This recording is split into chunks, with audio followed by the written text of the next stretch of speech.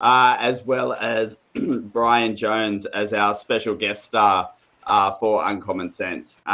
Brian works and owns and runs a company called VA Platinum, which for us personally has been a really significant change in how we've thought about running our financial planning business and businesses, as well as he's just an all-round nice guy. He's a long-distance runner, but recently had a slight setback. So welcome, Brian. If you want to tell us about your running career as well as the setback of having to hop around for a little bit.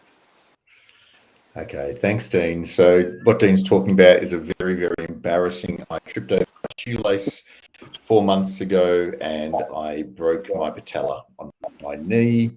So yes, I've been hobbling around in a splint and can do about 1 hour of running at the moment, which is a lot less than I used to do. My running pedigree that Dean's talking about is I used to run ultra marathons all through the Alpine region in the US, in New Zealand. And but that's deep history now, Dean. I'm an older man. I don't do those sort of things anymore. You and Craig have something in common because his little fella broke his patella as well, actually, didn't he, Craig? You must have really young bones because the orthopedic surgeon told me that it's a young bone. So, mate, you've got young bones on your side. Yeah, thank you, Craig. That's the first time someone's calling me young. Very nice. Yeah. So there's a little bit of lag between Craig's ideas and his voice coming through today. So we will still hear from Craig along the way, but just bear with him. I think it's the golf course impacting the internet at the moment. But Brian, wanted to talk to you about a couple of things today, both from a business perspective, just in terms of how you're thinking about running your business as you've gone through growth, and then secondly, sort of start to focus on the financial advisors and what you're doing to help business owners of financial planning businesses get their time and life back. So just maybe in 1 minute, tell us a little bit about your business, what growth you've gone through in the last little while, and kind of what challenge that has made for you that you're trying to solve. Yeah, sure thing. So I guess our business VA Platinum started off as a hobby for me because as an ex-financial planning business owner myself, I owned two financial planning businesses, and I was successful in building an outsourced team in the Philippines that I employed directly. And it gave me so much time back that my wife literally said to me I had to find a hobby because she really didn't want me around the house and, like a bear with a sore head, trying to create problems for her. And so my hobby was then to help other financial planners discover and use and work with outsourced teams in the Philippines. And it was just a hobby. In the end, one client referred another client who referred another client. I think, Dean, when you and I met, we probably had 50 team members or even less, maybe only 40 team members. Yep. And that was 4 years ago. Today we've got 520 team members and growing at 20 team members a month. And with that, this hobby's become a scale business, and with it all the challenges of not foreseeing the growth that we're going to have. So I've lost my work-life balance over the last few years. So now I'm very thoughtful and planned about ensuring that I get that work-life balance back and be the person that people look up to in how to get work-life balance like I used to be. And I think, Brian, that's one of the things about how you wanted to, you had that work-life balance in your financial planning business. You often quote, I'm not sure how accurate, but you often quote that you spent 2 hours a week in your financial planning business, which is amazing. Even if it's half true, 4 hours a week is still pretty good. So definitely you had the work-life balance at that point in time. Before we got started, we were talking a little bit about your calendar and how you've used that to sort of plan out your day, week, and year. How's that working for you? Tell us a little bit about that. Dean, it's the best thing I could have ever done. I used to be the business operator that used to just let things happen naturally, go into the flow and really not plan much ahead. And I thought that was my superpower about being able to juggle things as they came in. It turns out as you get a bigger business, and we've got now 60 team members just in operations running our business, that if I don't plan 12 months ahead, I can instantly tell within a week that I haven't done the right planning, because I start doing overtime. I start having to miss time with my family, and it's me doing some of the work that I could actually delegate it out. So in my diary already for the next 12 months, I've got 3 months planned annual leave. Also got skiing with my family already plotted for 2 months, where I'm working only part-time. And every single executive meeting, every single manager's meeting, every coaching meeting that I've got with my my own coach that I pay to help me, it's all booked in for the next 12 months. So just that level of planning ahead means that you get that perfect balance between your own exercise, your mental health, your family time, and your business time. I can't recommend it enough to everyone else just to plan that far ahead.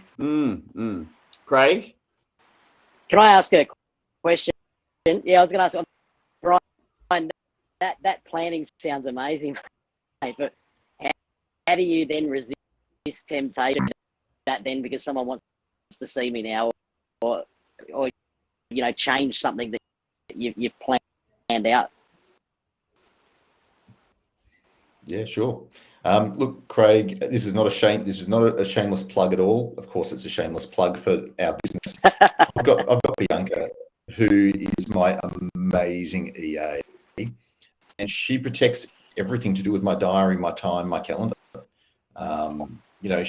She is my left arm or my right. She's my right arm. I'm right-handed, so she's my right arm. She's better than what I am. And that's what you want. You want someone in your team that's better than what you are at protecting your own time. She does it amazingly. Yeah, well said. And it's that goes that's fantastic. It's you're drinking your own medicine in terms of what you do for a job as well, Brian. And I thought it's interesting to point out that you've got 60 staff that are helping to support the approximate 500. I think that's a bit that gets forgotten when advisors are potentially looking at looking to outsource or to have remote staff, is that there is a huge support network that goes along behind the scenes to put someone at a desk to work with an advisor.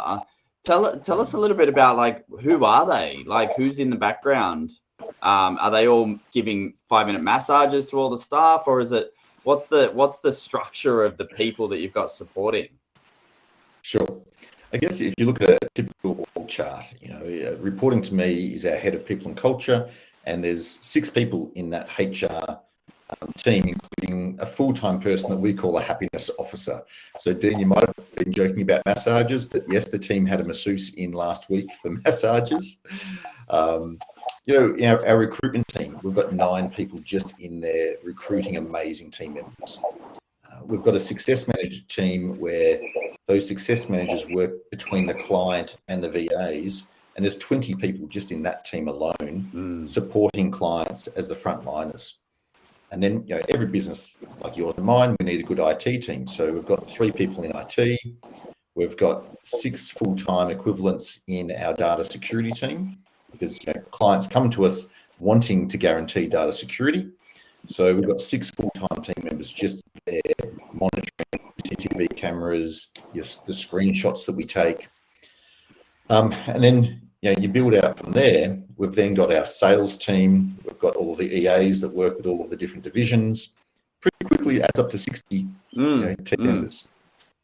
Yeah, very good. And I think it might have been a leading question, or it was a leading question, because one of the things that I see is that there's, with the rise in just remote working and sort of outsourcing in general, and both of those are not new terms by any means, but I think the important thing, or the risk that we have, is that sometimes I've got the chance to go onto Odesk or Outsourcer and these websites that might give me staff, I have a direct relationship with that employee. And so, in the frankness of life, I'm cutting out a middleman, which lots of tech platforms have tried to cut out middlemen at the end of the day.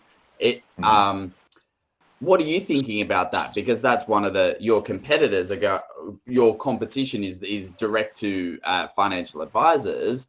But I think financial advisors forget about a lot of the things that you just spoke about.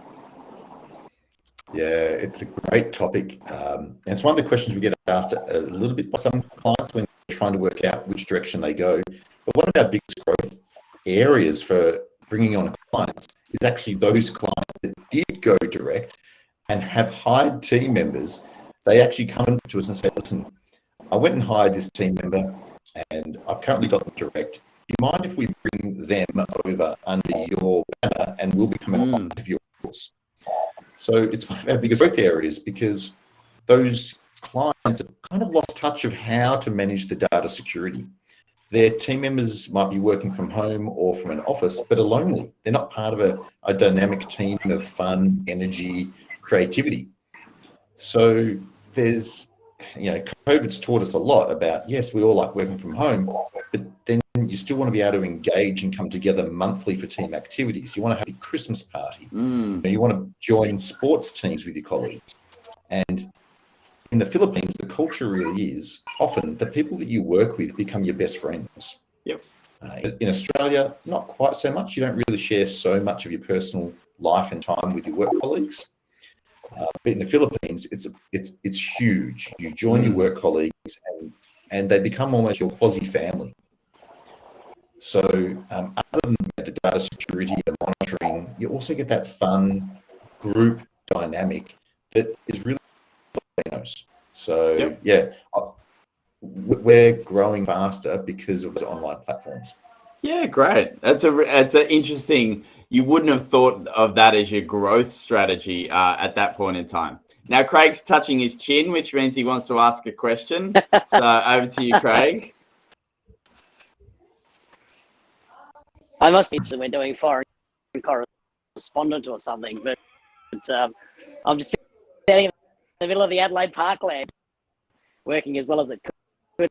But anyway, Brian, hearing all of that, mate, like with you not the tips you're putting in place for how you instill culture as the leader across the business.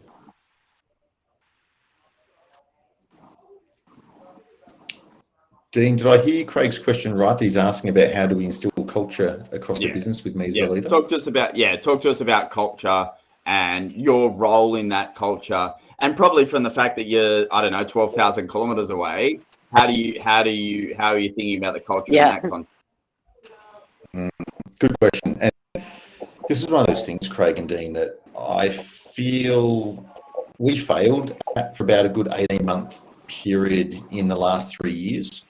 As the business scaled so rapidly, we weren't continually reminding people of our mission, our vision, and our values at every opportunity. And given the team has doubled in the last 18 months, there's half of our employees that don't really, if I was to walk up to one of them tomorrow or on Saturday or Monday when I'm in the Philippines, Monday next week, said, list 3 or 4 of our values, they wouldn't be able to do it straight away. So me as the leader, what we've had to do is go really back basics. We've been using Traction, Gino Wickman's VTO, which is Vision Traction Organizer. And we've got the whole team to come together and re-look at our values. And they've created a whole new value set. We've got a brand new vision, a brand new mission. And I've had to lead that whole process by getting the team to come up with the values, the vision, the mission, so that we can then roll it out. So there's a whole lot of other things that I could unpack there, but we now have a change manager focused on this for the next 12 months, just on the culture of the organization. And we see it as a big retention piece, given you've had the great attrition that's just been happening across the whole globe, everyone trying to work from home. That's our number one goal, Craig and Dean, for this year is the culture piece. Yeah, amazing.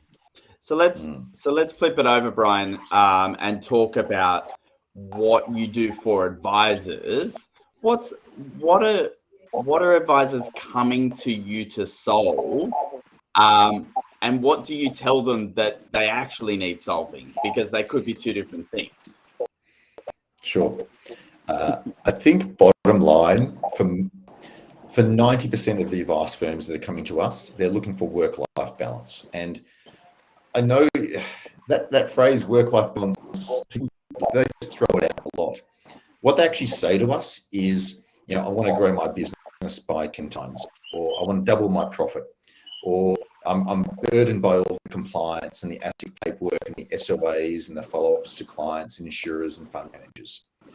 At the end of the day, when you keep going back and you're asking, what does that mean, or why, or keep drilling down, at the end of the day, they just want to spend more time with their families and with their loved ones and getting healthy and fit. The biggest thing financial advisors and mortgage brokers are presenting us with is some sort of minor mental health concerns where they're on a treadmill, they're doing late nights, they're working weekends, they're feeling that they're not appreciated some of the time, and they're looking really to win back some of their time for themselves. Yep. So that's the bottom line. People are wanting to win back time. It is less about the doubling or tripling or times 10ing of their profit or revenue. It's more now about their time. Yeah, and I think that the definition of time means different for everyone, of course. And so that's the whole thing of, I just want to have more time to sit in front of clients. I don't want to invest my time in admin, or I want to, go home and see my family at 4 o'clock in the afternoon, or have 3 months holiday. Like, there's a lot of varieties of time that using a VA can help. And so, Brian, why don't large corporates give a VA or employ a VA for each of their staff? They are starting to. Yeah. One of the biggest growth areas I see is we get approached first by usually a business manager saying they want to hire an EA to the CEO, and the CEO becomes the test case. Does an EA in the Philippines work for them? And if that works well for the CEO, they then start rolling it out to accounts, admin, payroll, customer service, and it becomes more of a gradual process where they start with one, and within 18 months they're at 10, or they could be at 20.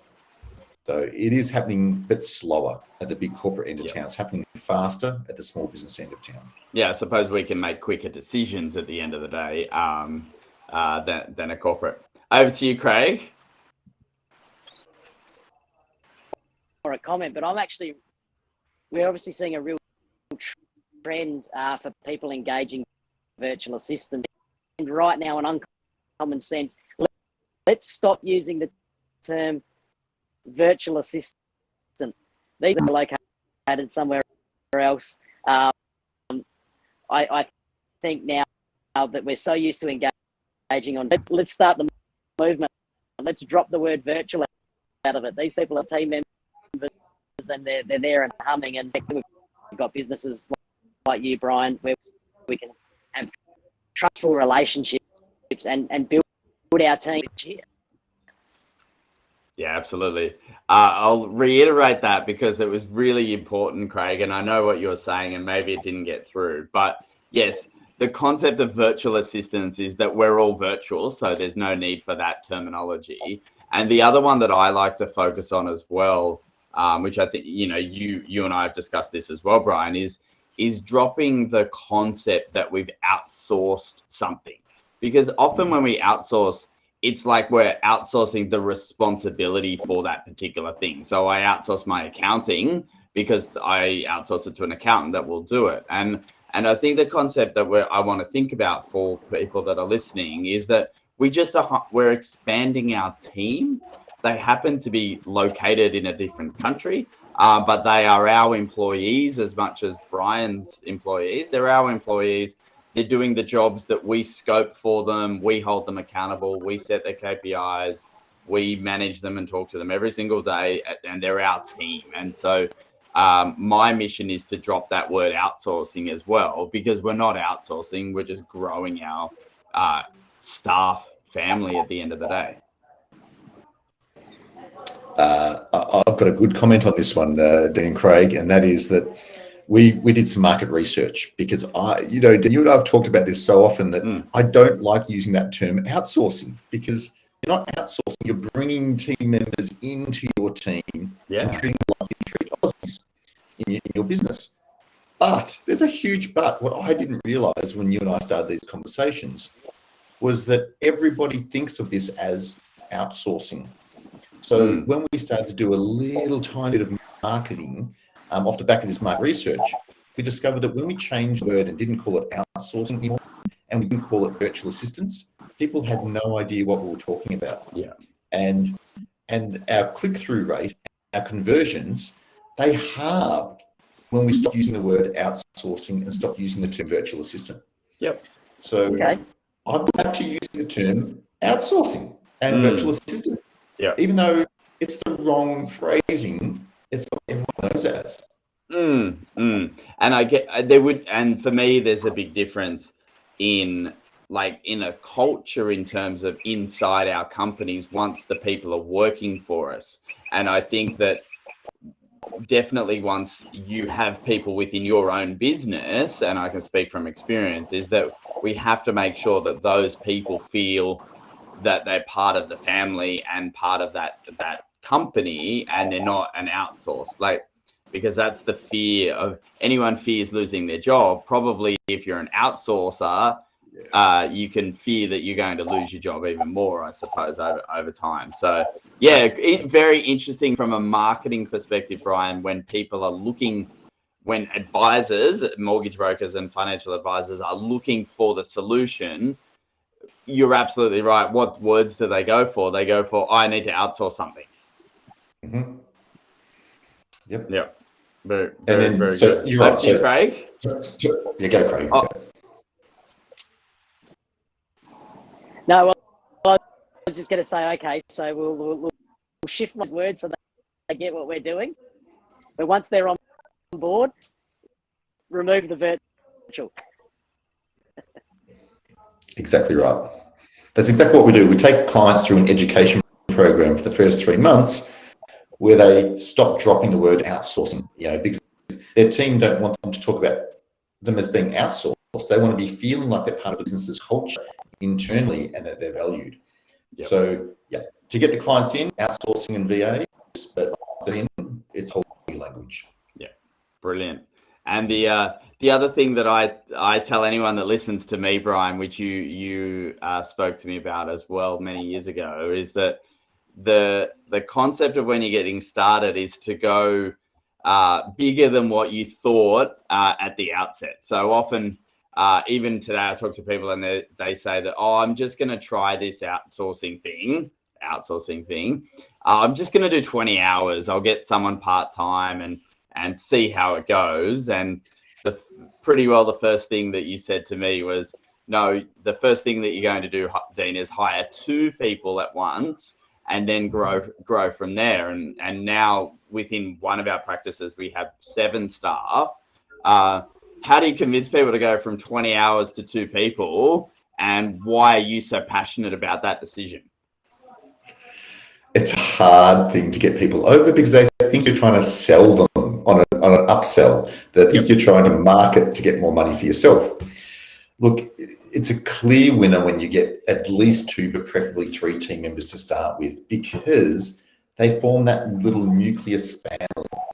And when they have this little family operation going on within themselves, they perform at a much higher level and they have more fun. They love their job. They're more likely to stick around.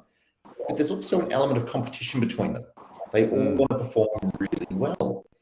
And this is what you coach clients on when they come on board and they've got 2 or 3 team members.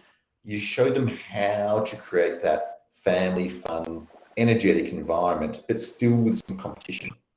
Whereas when you just have that one person, they're not competing with anyone. They're by themselves. They're not having a whole heap of fun. They're just feeling like they're being trained to do tasks, repetitive tasks normally, because a financial planner or a mortgage broker, they're going to want to give someone repetitive tasks so that they can prove that they can actually provide value. And again, that's a mistake. You're not supposed to give them team member repeat tasks, you're supposed to give them, the top 5 tasks that you hate doing the most.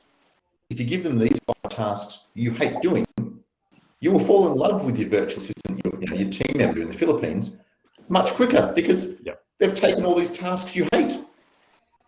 So there's education. There's no doubt with clients about number of team sizes and the sort of tasks they should be given to start with. Yeah, I love that. I now think in hours per day, right? And so you, when you're in that situation where you've got 2 staff members or 3 staff members, you then have multiples of 7 hours. So if you've got 2, you've got 14 hours a day of work that can get done. And so that's the leverage. You go, how can I delegate 21 hours of work every single day? It requires a lot of preparation in order to do it, but that's the best thing that the advisor can do, and the business managers in the businesses is go, okay, I've got someone that my team has got 21 hours worth of work to get done today. All I need to do is focus for 1 hour to work out what everyone else needs to do, and then I can go on holidays or do something else. But it's that's a missing piece, I think, as well, Brian, is the thinking of the time that I need to spend before I delegate all the tasks, so that I actually know that they're full with their role and their job before then going back to whatever I have to do for the day. Yeah, I couldn't agree more. I want to flip it a little bit on what you're saying. Dean, tell us about your black t-shirts versus white t-shirts. Why do you have a set wardrobe? Oh, I have this. I look very pasty when I have a white one over there. Is my first answer, Brian. So I was wearing a lighter t-shirt. It didn't work. But yes, decision fatigue. I don't make very many decisions. My wardrobe is a 2 or 3 colors of t-shirts and jeans, and that's it. And so definitely it's like that. So let's take it back to that time. You were just talking about time and the 7, 14, 21 hours of time. I'm distilling it further than time now. I'm distilling it down to decisions. How many decisions do you need to make every day by yourself versus if you have 2 or 3 team members that you're trying to make all these decisions that I've literally myself, I've dropped my decisions by over 90% in the last 6 months because I've hired the right team members to make those decisions, so that I've got now easily at times 2 to 3 hours of my own thinking time in a flow state where I'm not having to make a whole lot of other decisions while I'm working because I'm being peppered by questions. So working with your growing team members to be able to have them make all the decisions, and so you get into a flow state and do the deep work that you need to do. That's the value I see now. Yeah, okay. I like it. So I'm in the business of minimizing my decisions that I need to make. Absolutely. And getting into the flow state to do the deep work that only you can do. Very good. Craig, over to you for any final remarks. I know your tea time is 1:45, so want to get you back on the golf course in time. So, mate, they know that golf ruins a very, very good walk for me. On the other side of Australia, so I've ducked outside to because UncommonCents needs to go on rain, hail, sleet, or shine sites today, mate, and we appreciated you sharing them with us. Yeah, awesome. Thank you, Craig. So Brian, thanks very much. I know it was a little bit disjointed with the internet today, but nonetheless, as we said, the show must go on. So if you've got any further questions or you didn't hear anything that Brian, Craig, or myself said, please reach out on LinkedIn with any questions and chat. All of us would be more than happy to clarify anything that we said today. Brian's details are in LinkedIn already in terms of the today's session. So yeah, thanks very much and enjoy the rest of the afternoon. Cheers. Thanks, everyone.